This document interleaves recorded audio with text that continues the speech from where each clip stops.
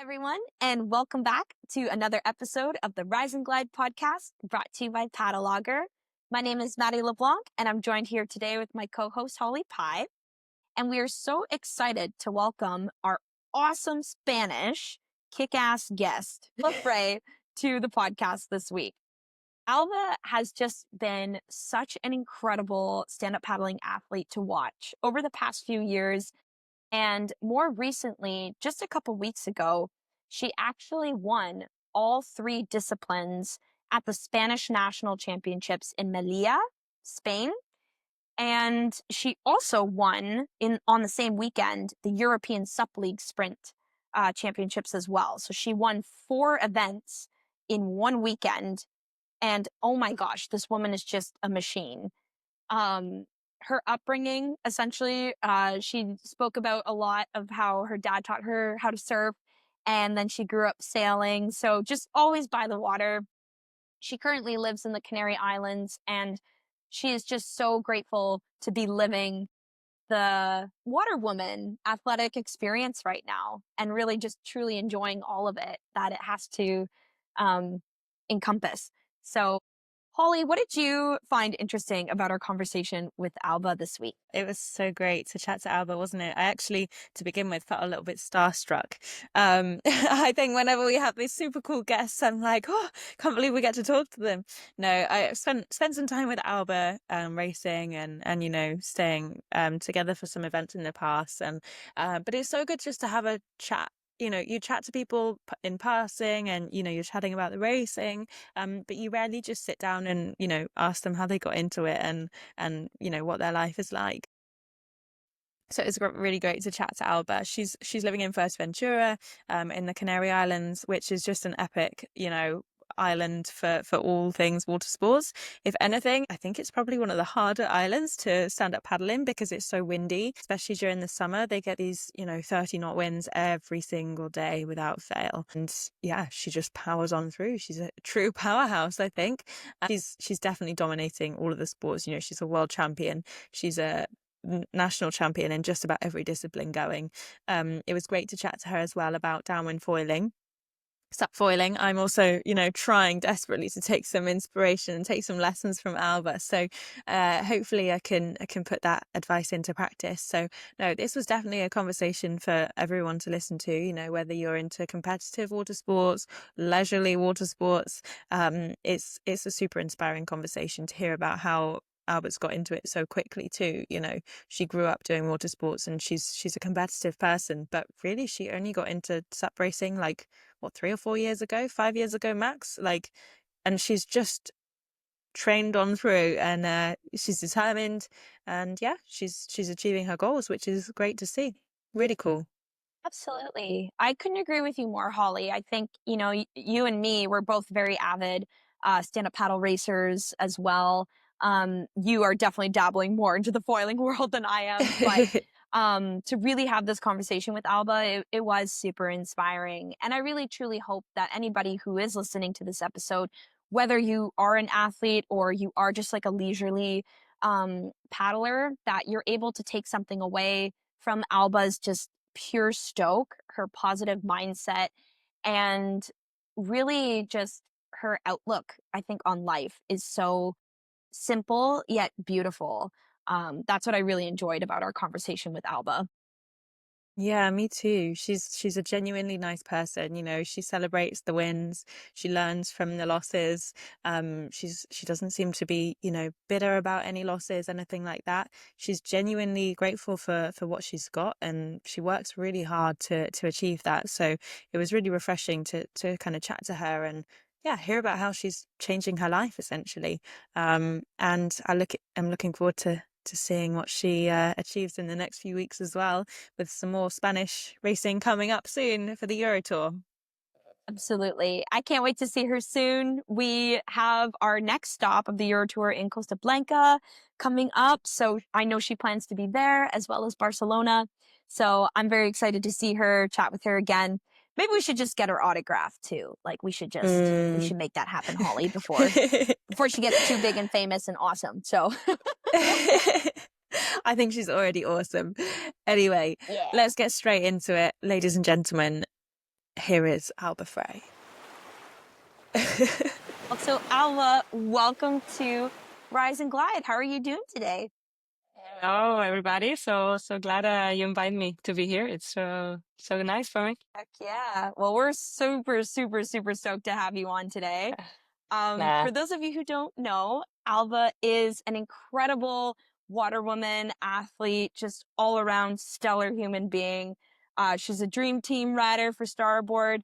But I think to kick things off today, maybe you could tell us a little bit about how you got involved in the world of water sports. Like, did you grow up on the water? Have you always been around the water? Like, where did your journey begin?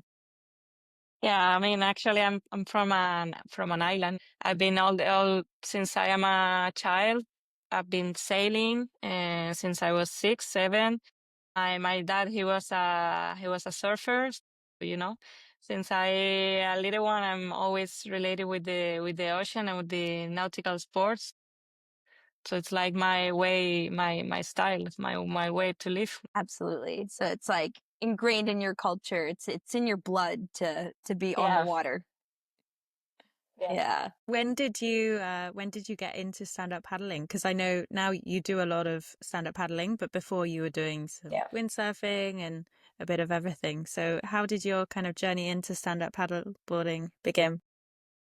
Yeah, actually, like I said, I started I sailed when I was a kid and then windsurfing. And actually the windsurfing was my top sport. So when I finished my degree and everything, I come back to my home, to Fuerte. I started again to do windsurfing, and I got really addicted again. Like, oh, fuck, this is what I like most. No, I've been a lot of years no and not being able to do it because I was in other island and everything.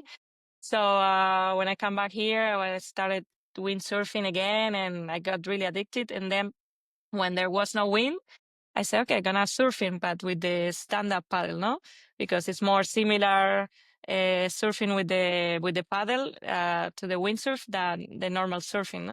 So I start up with the surfing, and then I don't know, the life like, oh, you have a strong stroke, you should try the racing. I'm like, oh, okay, gonna try, and then I'm here. So it's but maybe 5 years, 4 years ago, yeah. Wow. That was gonna be my next Crazy. question actually. Is like how long? Yeah, 4 or 5 years. That's Yeah, insane. 4 or 5 years, yeah. Yeah. And That's for so Actually, it was cool. a local race, and the person who was doing the local race needed well, actually, he needed girls for the race, and he was like pushing me to do the race, and that was why I started doing racing, actually, because I was okay, and I do a technical race in the beach with the waves and say, oh, this is good, this is fun, it's I feel my blow in my throat, but I like it. I don't know. That's how I felt I don't know last why. weekend racing. Um, I don't know why I for like it, but I like it. for context to the people listening, so Alba, you started stand-up paddle racing 4 or 5 years ago, and then now you a few months ago at the World Championships you won the sprint gold medal.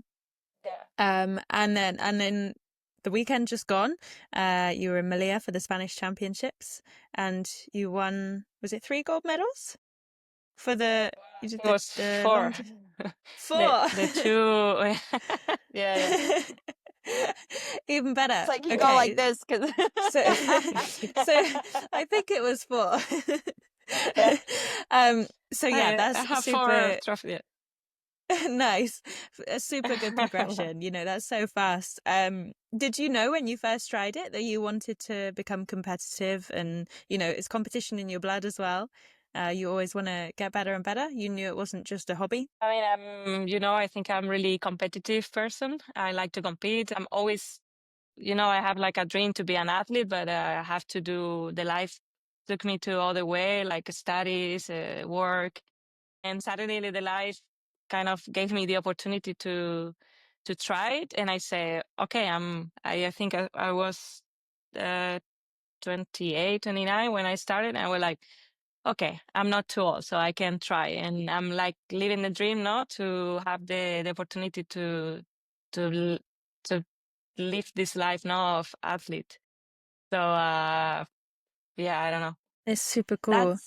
That is Yeah. cool. Like, I like how you explain that it's in your culture, or like it's in that way of your upbringing too, that it's kind of translated to this new chapter of your life that I'm sure Yeah. is one you probably never expected. Yeah, for sure. I mean, 5 years ago, you telling me that I'm gonna be doing this, and I was like, you're crazy, no? So I live this moment like this opportunity that life has given me to me, no? And I just try to enjoy, no? I like to win, I like to compete, but I like more to kind of live the process, to the experience, the people, the travels, everything, and not just competing and winning or not winning because it's part of the game, but more about everything. Living this life of athlete for me, it's a dream come true, and I'm like every day I say thank you for this. That's so cool. Amazing. And what were you doing before? So you say, 5 years ago, if somebody had told you that this would be your life now, you wouldn't believe it. But what did your life look like before? I was studying nautic engineer. I was working on a vessels, on a boat. So that was my life. No, I was a teacher of a small kid for the sailing boats too. I have like two life. I do windsurfing, work, like normal life. But when you feel like you want to do something different, like being like, so I started to have some kind of problem with my boss in my job, and I wasn't really happy. And then the paddle appears, and it was like, okay, of course I have my people and supporting me, to like to jump to this, no. I feel lucky for that because I wasn't alone to do this. I have a lot of people helping me to do that. So I was lucky for that. But yeah, it was kind of a jump, change life, and try it. Oh, that's unbelievable. That is so cool. I'm Yeah. such a big believer in that things happen in our life for a reason. And so it just seems that all the cards kind of got laid out and dealt the way that they were meant to, and that you get to be where you are now, which is literally like a world champion. And like we just said and clarified, four gold medals this past weekend at the Spanish championships, your Spanish national championships, Yeah. which is insane. Yeah, it was crazy. Yeah. Yeah. Do you want to talk about that actually? Like, do you want to talk about how the Spanish national champs went for you this year and how you felt?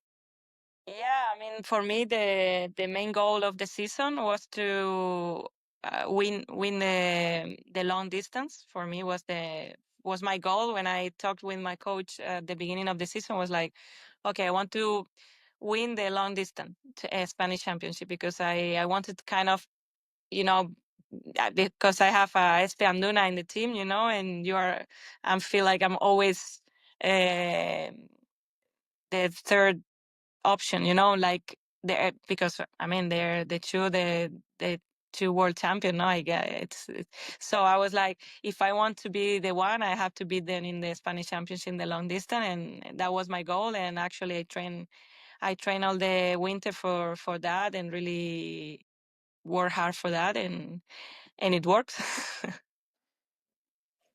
It But sure did, because yeah, I think people, like whoever's listening, I think you need to go back and you need to watch the live replay, because that was so much fun to watch. And I mean, I think it's so interesting too. Like Mathieu from Total Sup was commentating, and multiple times throughout the weekend, he kind of mentioned like, oh, is there a change in hierarchy going on here? But I think you've always been this incredible athlete that has had that potential to achieve what you have. Um, and so I'm curious to know your thoughts too. Like, is it really difficult to train for the different disciplines? Like, to be a sprint world champion last year and then have this incredible performance in the long distance. Like, is that different or hard for you? Like, is that a challenge? I mean, for example, last year for the ISA, I knew in June, I think, that I was gonna do the sprints. So just the sprint. So from that moment, I start training more specifically for sprints. But it's true that then after in Sarasota, I did the long distance and I felt way better than before, and it's kind of like maybe the anaerobic training helped me to the long distance too. No, it's kind of it's difficult to explain, but and this winter we work more in more long distance, but don't forgetting about the anaerobic and the sprints. We always have some training day with a lot of anaerobic and sprint training. And I think it's depending of your body, no? I mean, I'm more like explosivity, and for me it's easier not to do a sprint even if I don't train for the sprint than maybe for other person, no? But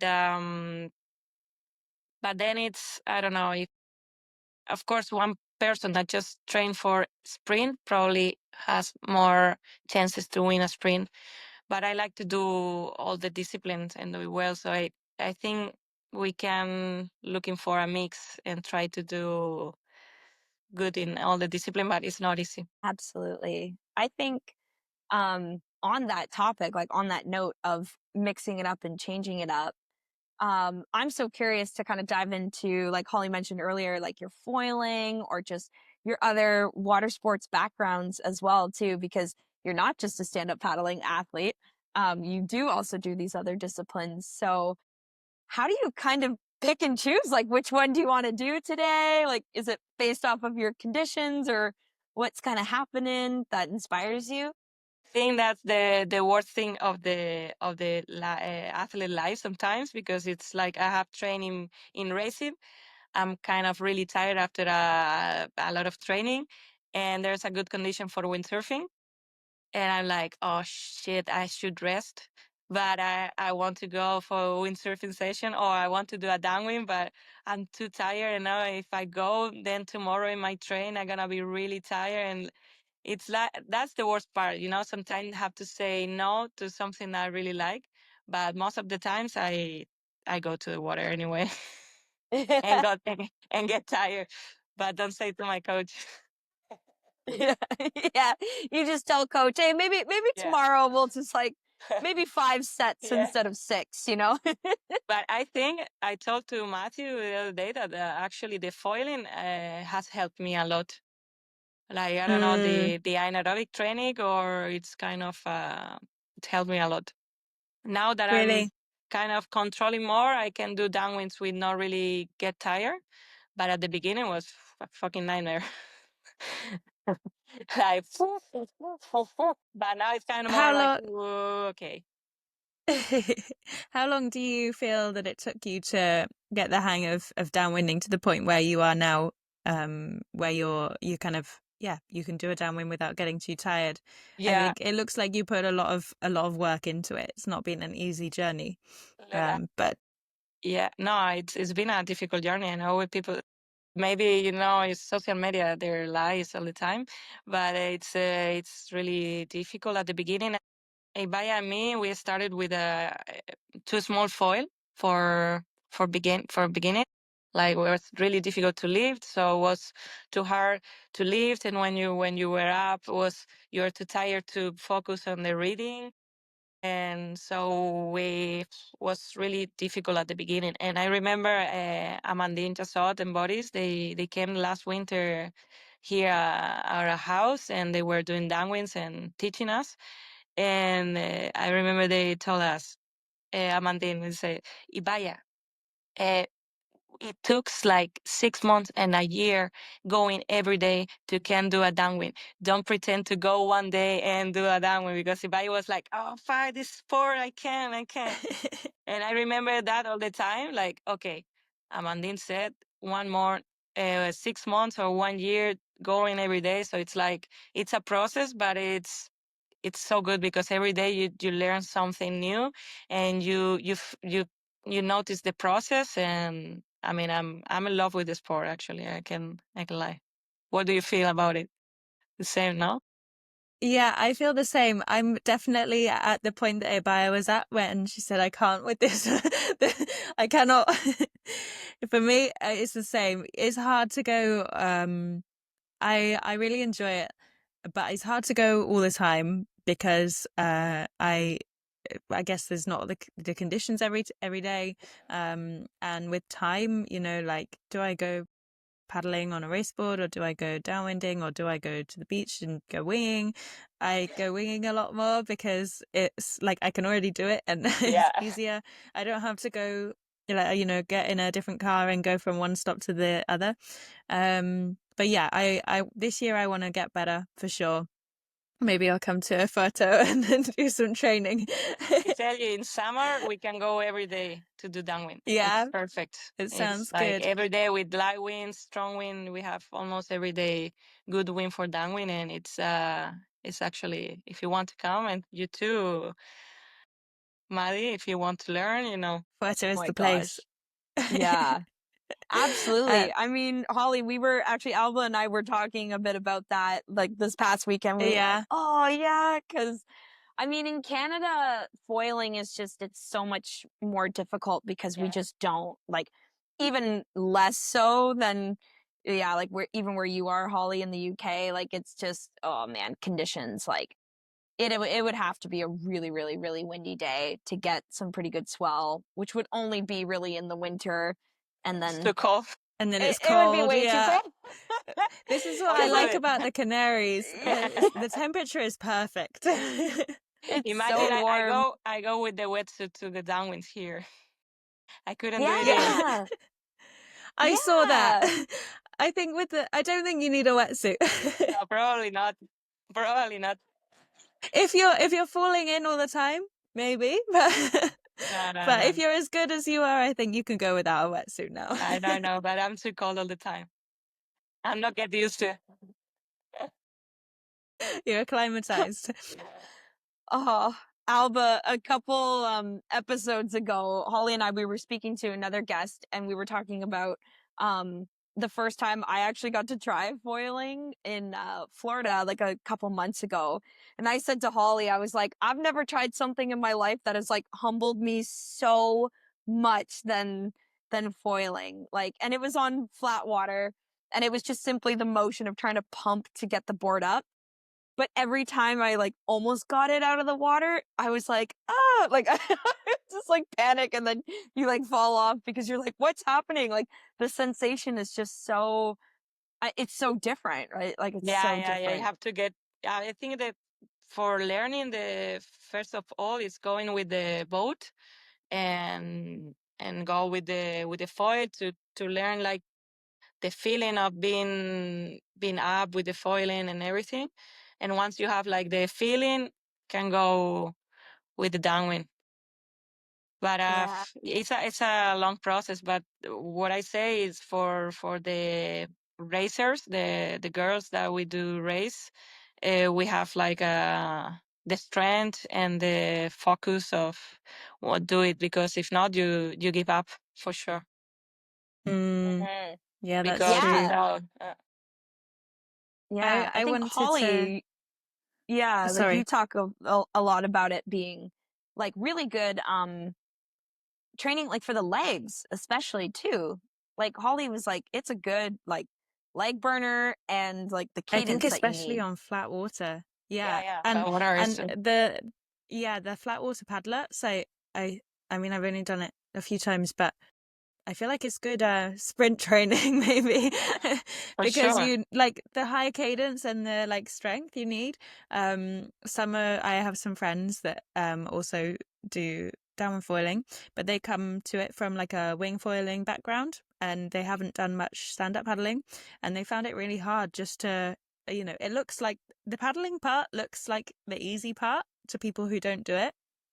But actually, like being able to paddle that hard and that And fast is coordinate is a skill. with the legs. Yeah, yeah. And I think if you come from a stand-up paddling background, you have an advantage already. Yeah, Um, because yeah, even for the people sure. who's coming from the surf foiling, they didn't found it like easy because it's Mm. a different reading, like the just going in the wave. It's like you have to read the ocean. And for me, it's like a physical and mental sport because you have to be focused of don't lose never the speed and connected all the bumps. If you lose the bump, just you go down and it's start over. And Are you gonna do any downwind foiling races this year? yeah, I'm Or going to just the stand? Molocabra Are you in Brazil? in Brazil. Yeah, I'm gonna Very do it That cool. is with the awesome. foil. And actually, Duna and Aaron, they're coming with Ibaya and with me, but they're doing with the racing boards and we're doing with the foiling. That's cool. That's very Yeah. fun. Guys. Yeah, When 30Ks in 1 hour, it's better than 30Ks in 3 hours with the race. It's when like is the that? guys doing like Molokai to Oahu in like 2.5 hours. Yeah. I'm like, I can't even believe that. Like, it just blows my mind. Like, the subcategory is like dwindling down because everybody's like, who wants to be logging a 14-foot board that takes like 6 hours? Totally. Yeah. That's so cool though. Okay, so you got Brazil. Is that the only downwind foil race you have planned for the year? I think there's some in France, but if I can go, I will go. But depending on the date and if I can, but for sure my priority is racing. But if I can do and I like to do some downwind, I will try. But the Molocabra is the one for sure because I already have the ticket, so I can go back. So, but yeah, it's more holidays than the downwind, but it's more for the experience and try to do something different. Absolutely. Do you find the diversity, like in your training and in these competitions, helps your experience when you're at like a world championship or like when you are trying to compete at that highest level? Look, for example, with the foiling, I think it helps the reading of the foiling. It helped me for the racing, like for the downwind with the race. I don't know why, but it's like I have more vision now. Like I can see more bumps that maybe before I wasn't not able to see them. You know, like I don't know. Maybe it's my mind that go crazy, but I feel like it helped me to see more bumps that actually I did before with the downwind with the foil. And of course, I've if you heard other do people say that too. yeah, right. Do you find the same thing, Holly? Like when you started foiling as well and I think winging too, I guess. Like I think I'm not good enough yet. You will. I think I'm not at the moment. I'm not good enough at downwind subfoiling to see the bumps. I don't see the bumps. Maybe I see one bump and that's the problem. I can get on one bump and then I come down. But no, I'm joking. But no, I have heard from a lot of people that because like with a race board, when you're going downwind, I guess you can just you just keep paddling the whole time and you're catching bumps, but you're still moving. You're still paddling anyway. But then with foiling, it's so crucial that you stay at the right point and that you're constantly connecting the bumps, that you concentrate so much harder. And then a few people have said when they go back to the race board, they find it much easier to connect Yeah, the bumps rather than just paddle their way through it. exactly. So yeah, this is making me inspired to go and do some more some more foiling soon because I haven't done it in a while. It's about going and going. There's no any go. You know, I remember last summer was when we going like almost every day. It was like starting flying 30 seconds. It was but it was 30 seconds. Then 1 minute. Then 1 minute and a half. Then 2 minutes flying, no? And then I've done 1K flying without falling and failing. And it's like a long process, but but at the end it's better. Yeah, I that's feel so like cool. it's so addicting. Like, even that one time I tried it and I explained to Holly, like, you want to keep going though. Like, every time you feel that lift and you feel like, okay, I'm so close to getting it up. And then, like, I never did get it up, but I was so like, oh yeah, like, I can see why people are like, I gotta get this thing going, because that feeling of flying, like, everybody that's told me about foiling, they say it feels like that. And I bet just that progression, but that feeling is like, it just makes all that hard work so worth it. Yeah, totally. It's, I guess, because it's so hard. Because it's so hard, when you get like the smallest bit of progress, you want a bit more and a bit more, and it's it's rewarding. The harder things are, the more rewarding they are, I guess. Exactly. If it was easy, then it gets boring. Like e-foiling. Probably gets boring because it's easy. Yep. Oh my God, literally like a month ago, I tried an electric surfboard. It's basically a wakeboard. But like literally I could be on my knees on this thing and I'm like, okay, this is nothing. But like you literally ride around it for like, I don't know, I think I was on it for maybe like 5 minutes and I'm like, okay, this is fun. But then like you're just bored after 5 minutes. You're like, this Yeah, I is know. dumb. So like Give me a e-foiling, I feel like foil. is the same. Yeah, I want a that's foil. right. Yeah. So, Alba, do you think that in the future, I know you mentioned that this year you're doing Molocabra in Brazil later in the year. Over the next few years, you know, as foiling progresses and stand-up paddle racing, like race boards, get more and more competitive too. It sounds like you're kind of getting better in both of them and excelling in both of them, and at the top of your game. Do you think you'll continue along the same path that you are on at the moment, where you're prioritizing racing and then foiling is for fun? Or do you think you see yourself maybe doing more foiling racing? Or you just want to see how it goes? I think I want to see how it goes, but anyway, I don't see the foiling like a really competitive sport. Or at least it's my opinion, because I see like it's good sport to do like a big event and bring a lot of people to do a downwind together and do kind of a competition. But I don't see like a real competition like maybe the racing. Because it's kind of pumping depending of the foil you use, the condition with your foil. If you really want to do a race, it's just pumping and go straight. That actually you lose what is the real downwind, that it's surfing and enjoy the.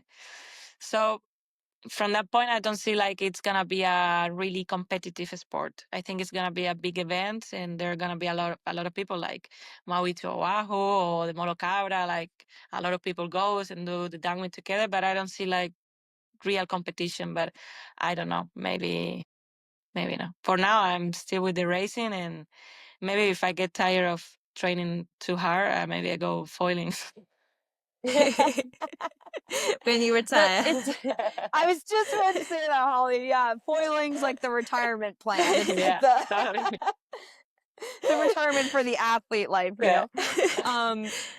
I guess I'm it's so to do with the curious. numbers too. There's not many, especially in the women's. I think there's not many people foil race like SUP foil racing. Yeah. So there's going to be less competition because of that. Whereas in stand-up paddling at the moment, there's so many races. You know, there's every competition, every race, everyone has to be at the top of their game, because there's like 50 more people who want the same spot. Yeah. Yeah. Which I think like, well, on that note, I'm so curious to know, Alba, like your opinion of what the racing scene is like in Spain.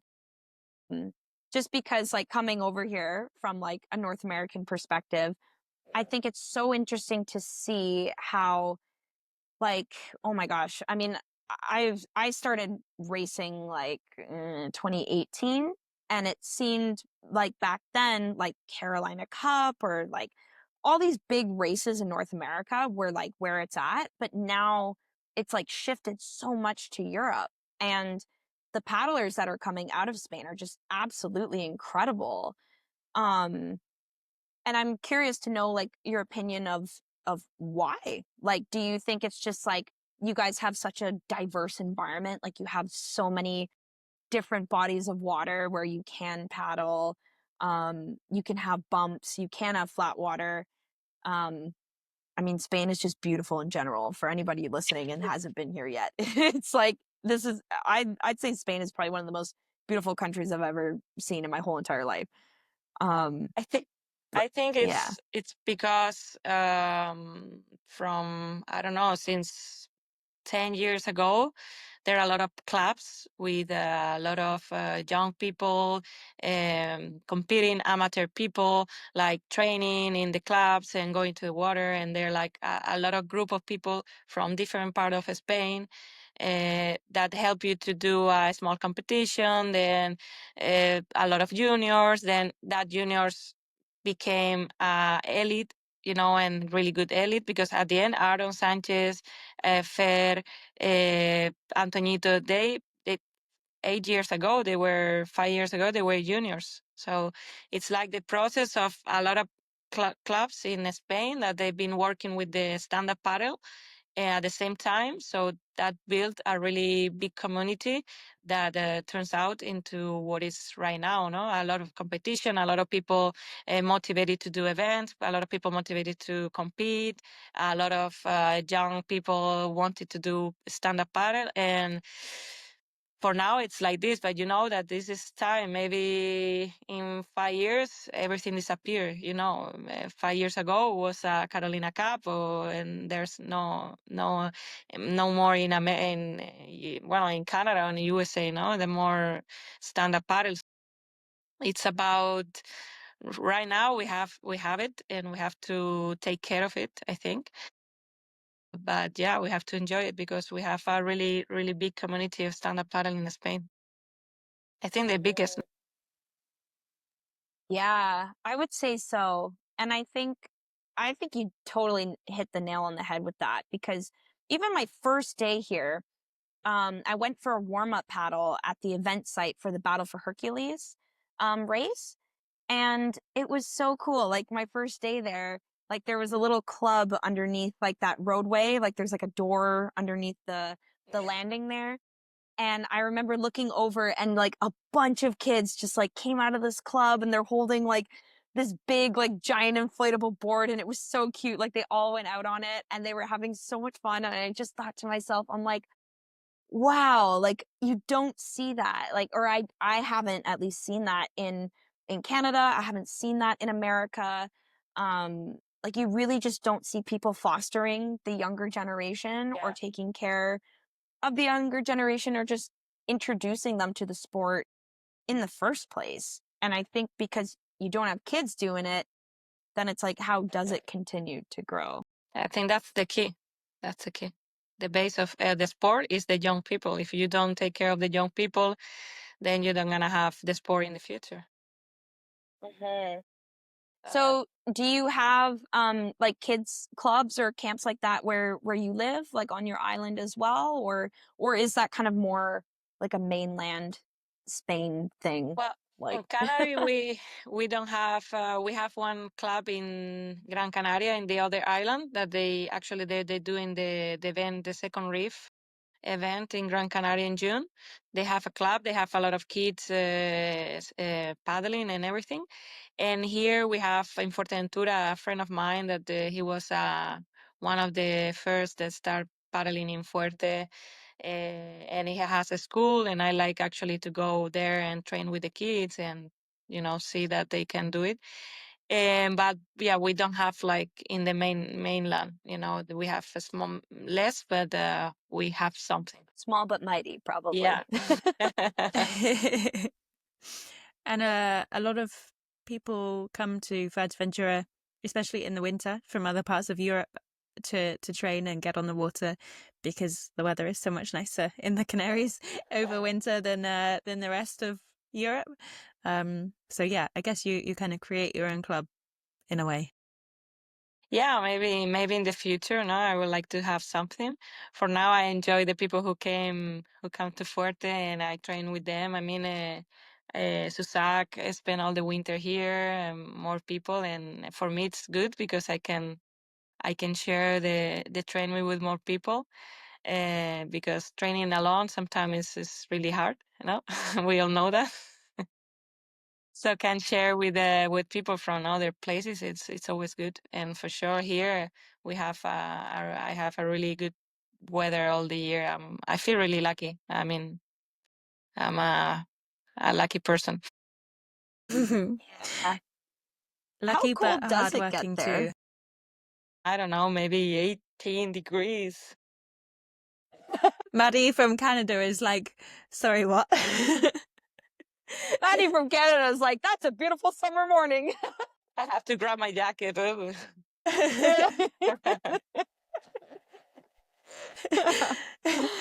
Oh, I love that though. That's so funny. I mean, Holly, I was saying to Alba last weekend that like there has been a couple times here though where like I am putting a sweater on. Like it gets cold at night here in Spain, and when you're wet, like I found before the races, like Yeah. you warm up and you get wet, but then like you're standing around because then you're waiting for your heat to start, and then so you're kind of cold, and Yeah. And the even wind, though it's warm. the wind is the worst Yeah.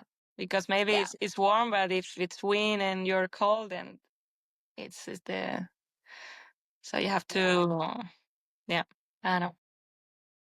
Wear enough clothes to keep warm. But I think Spain is warming up quickly, right? Like in another month, probably it will be super hot No, for example, in in most of 1 Spain. month in the Mediterranean where you are now, Maddie, it's in summer, it's a nightmare. Really? Okay. I was staying at a Nightmare. hostel for the past 2 days. Yeah. And a couple people were saying that. They're like, it gets so hot here in the summer that like people don't go outside. Like in the middle of the day, it's like it's too hot to do anything. Siesta. No. I was once in August there in Alicante, I think, and it was like I was like this, not doing nothing, like sweating, and this is a nightmare because here in Canary we don't have like a really big winter, and we don't have a really big summer. We have like a regular temperature all the year, not really hot summer, which is good because in the So it's really Mediterranean, not too hot. yeah, Yeah, but you get a lot of winds, and which is great for foiling and for windsurfing. yeah. But and it's good for SUP sometimes. But do Well, you if you're going one direction, how do you find kind of fitting in all of your training, like especially during the summer when it does get even more windy? Do you struggle with the wind? Do you have kind of calmer or like more sheltered spots, or do you just go for it, oh, upwind, downwind? no, in summer when it's windy, it's really, really windy. So Mhm. I have like a port, a bay, where I can more or less train with the wind. The wind is gonna bother you anyway, but it's at least you are kind of protected. And actually, it's where I train almost all the summer. And Okay. sometimes it's like, okay, I go with the wind, I go against the wind, and other times you are like tired of the wind, but it's the game, no? At the end, I don't have Yeah. other option. And I guess sometimes you go to a race and it's windy, so it's good to have uh the wind training. But yeah, it does make it harder mentally as well, when you're going to go out for another windy training session. Yeah. I think it They makes days it that they're harder. easy and they days that they worst. But yeah, most of days are windy here in summer. But Nowhere So is perfect. yeah, No one has it perfect. yeah. that's right. Do you find though like training in the wind too helps as well for SUP? Yeah, maybe sometimes, not every day. It's good sometimes, and I think more mentally than physically for me. Like if you can go mentally, like okay, I can do it, it's better than actually the physically part, I think. Because sometimes it's like, oh, I can. It's to win, it's to win, and once you go, you do your train, and you say, okay, I could. So, Yeah, but that's yeah, it's true. hard. I guess it's good for.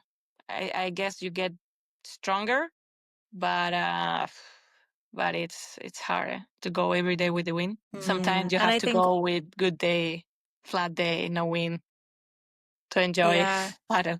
I think it's harder for some things physically. Like it's harder to keep a good technique when you have like constant wind.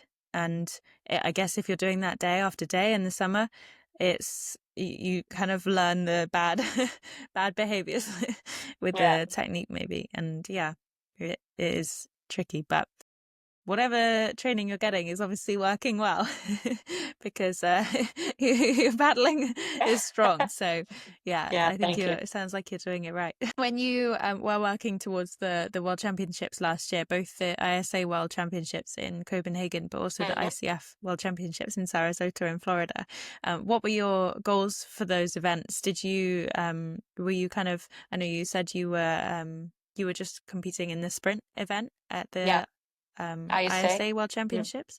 But yeah, you were doing all 3 events in Florida. They were like a month apart or 6 weeks Yeah, apart, 6 weeks. something like 6 that. weeks, I think. Yeah. Yeah. Which was your main focus in that time? Was it the sprint event? My main focus was the ISA.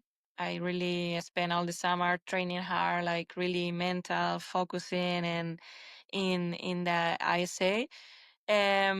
The ICF was kind of okay. I say an experience to end the year, but not having really expectative. I got really sick just when I arrived to Sarasota. Like my body was too stressed and was like, okay, I have to finish the season, and so I didn't have kind of expectative for the ICF. I just wanted to compete, enjoy, and don't really goes on that. For me was the ISA, the one I really focused because I think anyway the ICF, well the sprints, the 100 meters, it's too short maybe. I mean if you train just for the sprint with 100 meters, you have the chance to win. I think the technical is I think too short. If you made some mistake, you don't have time to. So, and the long distance, okay.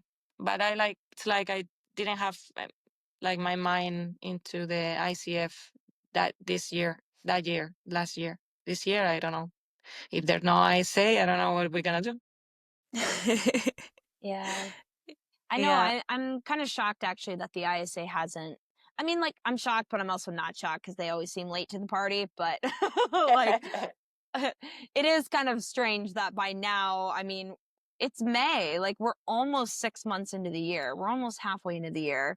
We still don't know if and or when there will be an ISA championship. But I guess it's interesting though that like this year's ICF is in Abu Dhabi. And I think from what I've heard, and correct me if I'm wrong, Holly, I'm pretty sure it's another flat water venue. What are your thoughts on these places that have flat water versus like open ocean? Do you like the flat, or are you just kind of more like, no, if we have some bumps, it's kind of fun and like paddling in some texture? I mean, I prefer the open waters. No, I think it's more authentical, but I understand there are a lot of people that actually they paddle in lakes and in other condition, in flat conditions. So it's good to have like all kind of event, no? So it's okay if I have flat event, I accept it, but we have had to have open water events too. So we can mix, we can have everybody's happy.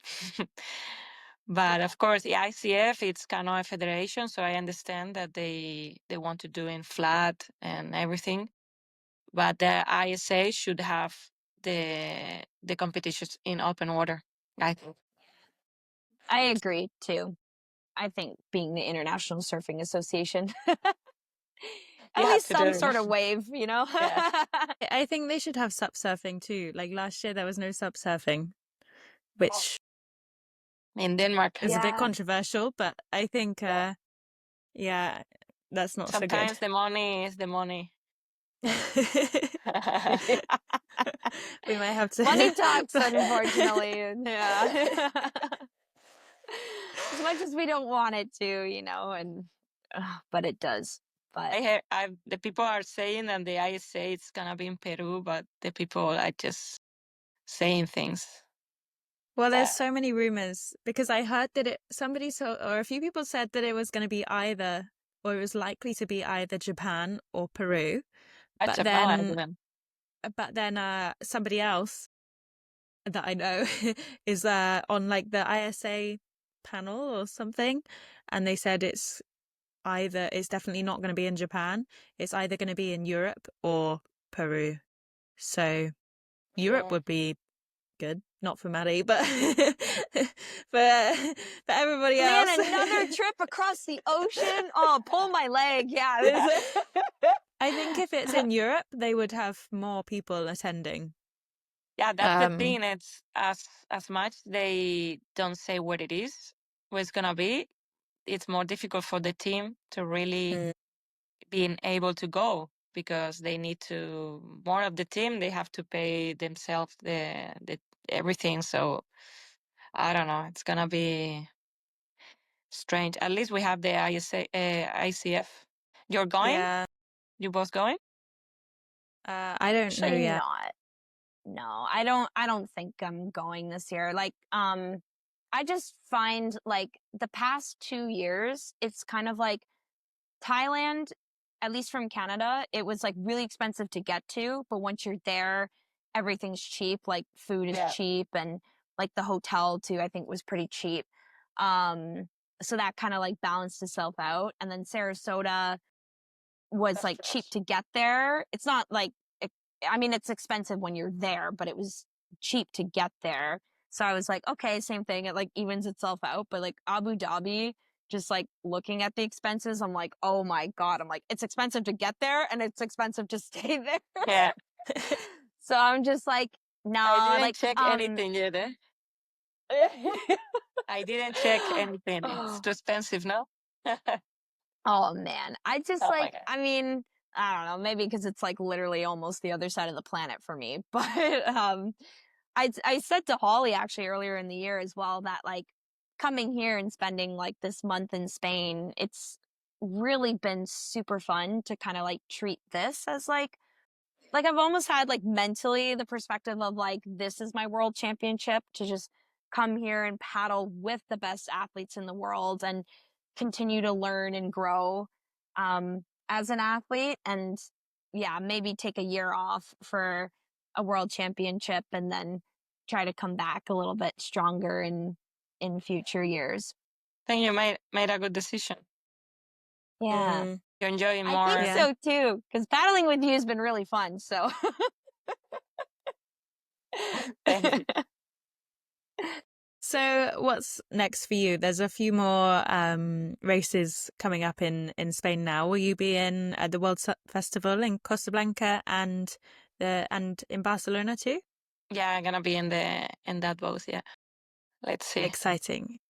Yeah, hopefully. we have in Alicante we have 2 races, no? The technical and the long distance, and maybe the downwind foiling. I don't know if I'm gonna do it. I will try. If there's a downwind, I want to do it. Yeah, no, you should do it.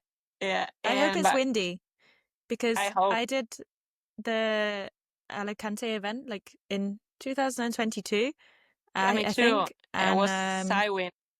Yeah. I remember. My so shoulder, I hope this my time. shoulder is still hard. Paddling was like this all the time. Yeah. And it was also further. I went back the other day and looked at my like GPS track for that race, and they said that it was 15k when I entered this time, but my GPS from last time was 16.5k for the same. So I'm like, whoa, Nightmare. need to do some more training. Folks, it better be windy. That doesn't sound like a lot, but it is a lot. Like an extra kilometer and a half. Like, oh my God. Yeah, it is. It is. Yeah. I don't know. I hope it's downwind because if not, it's gonna be a nightmare. just to Mhm. grind. Oh, 15K, like, ugh. Yeah, without wind, oh, that'll suck. If it's a downwind, it's okay. You go, but if not, Yeah. it's gonna be tough one. Although 15K, if you were downwind foiling with not much wind, would be even harder. Yeah, yeah. I It's gonna be think hard. All conditions. I remember that year they had a downwind foil category, and they went in the morning or like before the race boards, or it was either before or afterwards, and there was not much wind. And I think I don't remember now who was doing the event for the men's, but I think some of the men were like, they did manage to stay on foil, like they, maybe not the whole time, I don't know, but they were like pumping and paddling and pumping, and they just got there. And there was, I think, only 3 women, but I remember Amandine was one of them, and I think she just paddled most of the way, like not on the foil, Yeah. because but she finished the race You couldn't because fly. yeah. So yeah, it would be better this year if there's wind for sure I hope so. for everyone. Yeah. Well, looking forward to seeing you at both of those events coming up, and You're and going the to rest of your Alicante and season Barcelona, too. Holly? Or yeah? Yeah, Good. I'll be there. Super. We'll all be there. I think everyone in the whole SUP world is going. Yeah. You! Oh, I'm so excited. Oh, it's gonna be so much fun.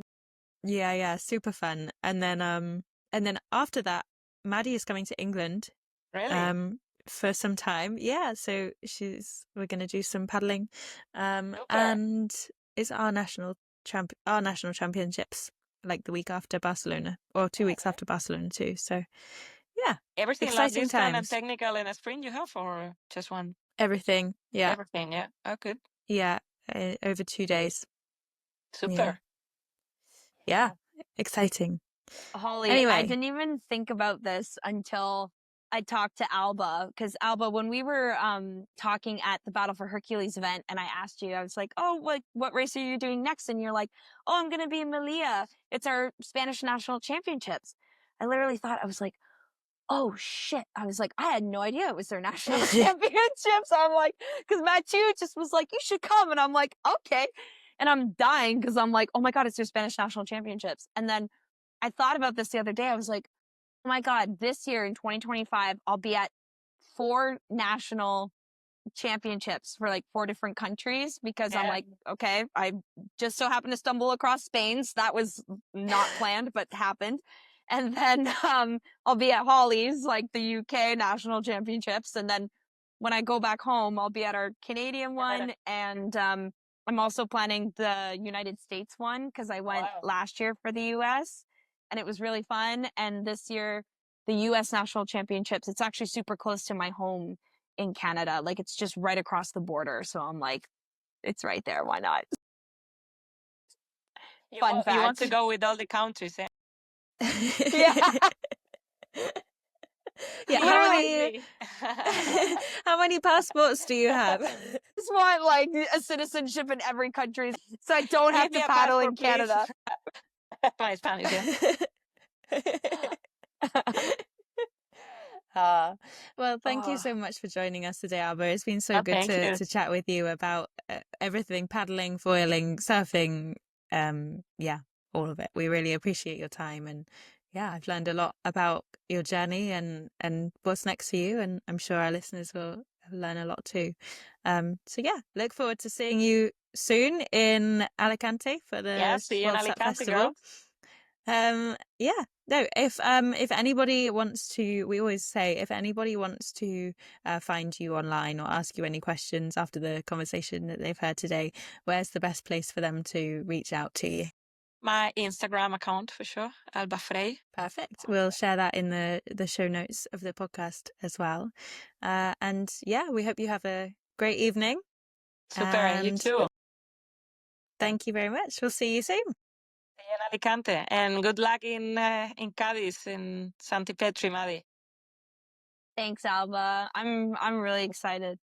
Yoo-hoo! Yeah, let's do it. Thank you so much for tuning in and for listening to this episode of the Rise and Glide podcast, brought to you by Paddle Logger. We just have two small things to ask you before you close this episode. The first one, if you enjoyed it, please leave us a rating and a review. It really makes a big difference. And the second one is to go to the App Store and download Paddle Logger today. We can't wait to see you on the next episode.